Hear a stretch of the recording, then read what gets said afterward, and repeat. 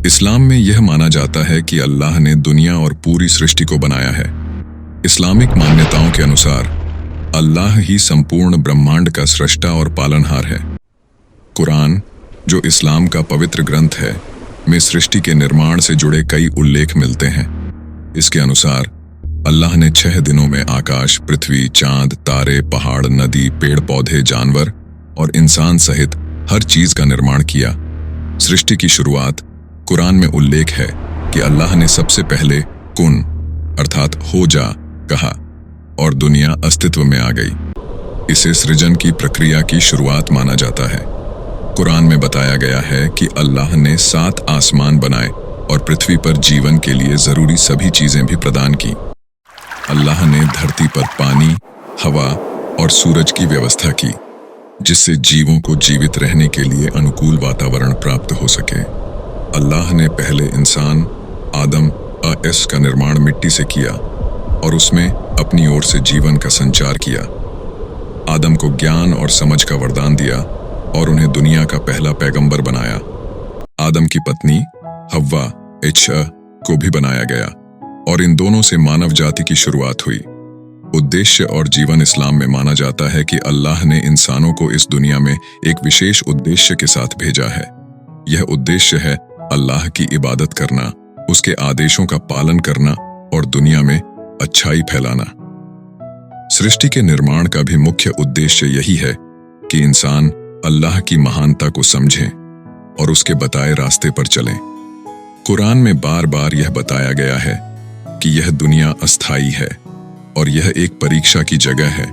आखिरी दिन और पुनर्जीवन इस्लाम के अनुसार दुनिया का एक अंतिम दिन भी होगा, जिसे क़यामत कहते हैं। इस दिन अल्लाह पूरी सृष्टि का अंत कर देंगे और सभी जीवों को पुनर्जीवित करके उनके कर्मों का हिसाब लेंगे। जो लोग अच्छाई और ईमान की राह पर चले होंगे, उन्हें जन्नत, स्वर्ग में स्थान मिलेगा, जबकि बुरे कर्म करने वालों को जहन्नम, नरक की सजा मिलेगी। निष्कर्ष इस्लाम में यह स्पष्ट रूप से बताया गया है कि दुनिया और सृष्टि का निर्माण अल्लाह की इच्छा से हुआ है। उसका हर सृजन एक उद्देश्य और महत्व रखता है। यह दुनिया केवल एक अस्थायी स्थान है, जबकि असली जीवन आखिरी दिन के बाद शुरू होगा। इस प्रकार इस्लाम में सृष्टि के निर्माण का उद्देश्य, जीवन का मर्म और आस्था की दिशा को दर्शाया गया है। इस्लाम एक एकेश्वरवादी धर्म है जो मानता है कि केवल एक ईश्वर अल्लाह है और उसे छोड़कर किसी और की पूजा नहीं की जानी चाहिए। इस्लाम का शाब्दिक अर्थ समर्पण या आज्ञा पालन है और इस्लाम के अनुयायियों को मुस्लिम कहा जाता है, जिसका अर्थ है वह जो अल्लाह के प्रति समर्पित हो। इस्लाम की शिक्षाएं पैगंबर मोहम्मद सल्लल्लाहु अलैहि वसल्लम द्वारा दी गईं, जिन्हें इस्लाम के अंतिम पैगंबर के रूप में माना जाता है। इस्लाम की प्रमुख मान्यताएं एकेश्वरवाद, तौहीद। इस्लाम का सबसे महत्वपूर्ण सिद्धांत है कि अल्लाह एकमात्र ईश्वर है, उसे कोई रूप, आकार या साझेदार नहीं है। इस्लाम में अल्लाह की एकता और उसके प्रति समर्पण पर विशेष जोर दिया गया है। पैगंबरी, रिसालत। इस्लाम में यह माना जाता है कि अल्लाह ने मानवता को सही मार्ग दिखाने के लिए विभिन्न पैगंबर भेजे। इन पैगंबरों में आदम, नूह, इब्राहिम, मूसा, ईसा और अंतिम पैगंबर मोहम्मद सल्लल्लाहु अलैहि वसल्लम शामिल हैं। मोहम्मद साहब को इस्लाम का अंतिम पैगंबर माना जाता है और उनके माध्यम से भेजा गया संदेश ही अंतिम है। इस्लाम का पवित्र ग्रंथ कुरान है, जिसे अल्लाह ने पैगंबर मोहम्मद सल्लल्लाहु अलैहि वसल्लम के माध्यम से प्रकट किया। मुसलमानों का मानना है कि कुरान अल्लाह का शाश्वत और अंतिम संदेश है।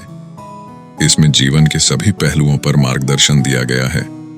इस्लाम में यह माना जाता है कि एक दिन क़यामत, प्रलय आएगी, जब अल्लाह पूरी सृष्टि का अंत करेंगे। इस दिन सभी लोग अपने कर्मों का हिसाब देंगे और फिर उन्हें जन्नत, स्वर्ग या जहन्नम, नरक में भेजा जाएगा, जो उनके कर्मों पर निर्भर करेगा। इस्लाम के 5 स्तंभ। इस्लाम के 5 स्तंभ हैं, जो इस्लामी जीवन के आधार हैं और हर मुसलमान को इनका पालन करना आवश्यक है। शहादा, ईमान। यह घोषणा है कि अल्लाह के सिवा कोई ईश्वर नहीं है और मोहम्मद उसके पैगंबर हैं। इसे इस्लाम की बुनियाद माना जाता है। सलात, नमाज। दिन में 5 बार नमाज पढ़ना अनिवार्य है। नमाज के माध्यम से मुसलमान अल्लाह से जुड़ते हैं और उनका आभार व्यक्त करते हैं। जकात, अपनी संपत्ति का एक हिस्सा जरूरतमंदों को दान करना।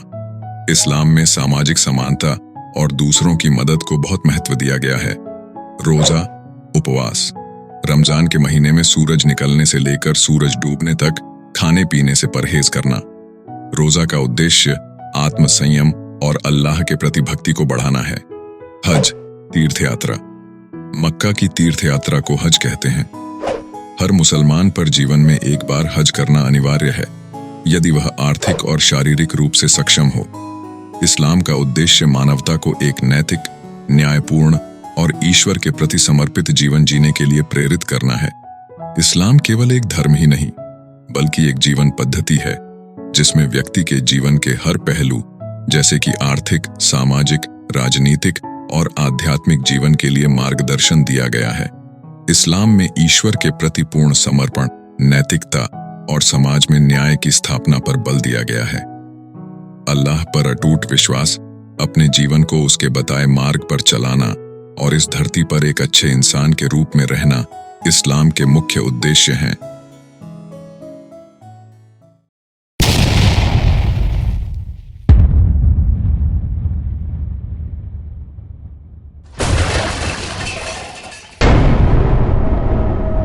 NK Media, most trusted social media.